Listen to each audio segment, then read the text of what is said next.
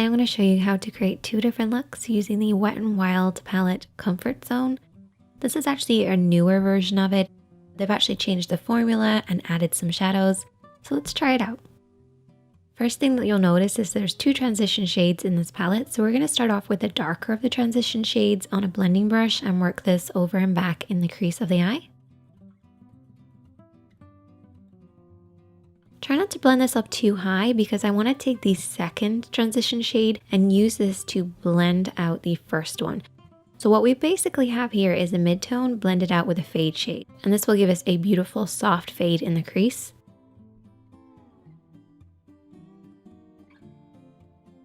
However, whenever we're blending in the crease, we always take a clean blending brush just to soften out any harsh lines, particularly when you're using two different shades.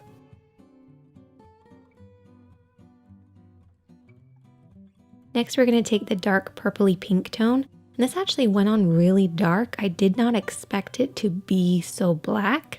It looks more kind of purpley pink in the palette, but it went on really nicely. But I did have to then take my blending brush just to soften out any harsh lines because it was almost too compact that it didn't give me that nice fade.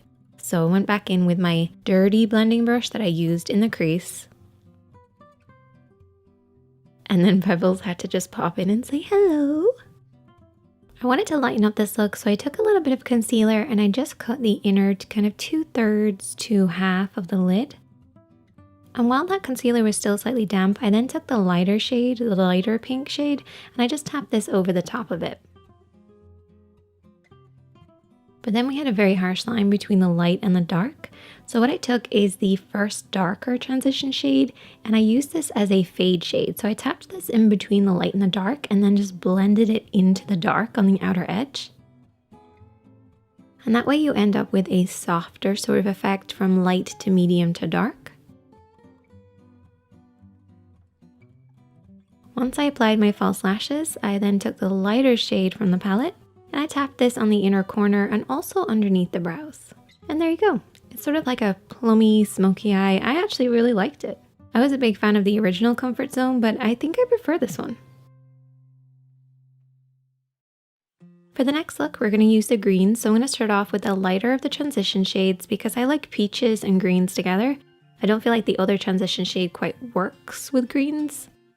So we're going to blend this over and back in the crease of the eye.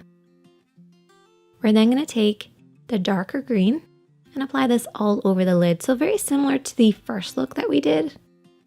Kind of that same concept. But this time I actually cut the center of the crease.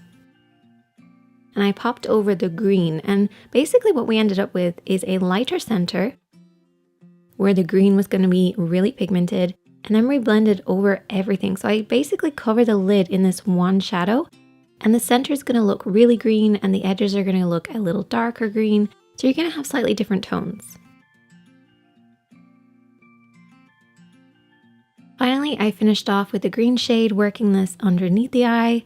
I'm not usually such a fan of green, but I kind of liked this one. I feel like it's a very universal green that would suit a lot of people's complexion. Let me know which kind of combination that you've tried, or if there's any other combinations that you love.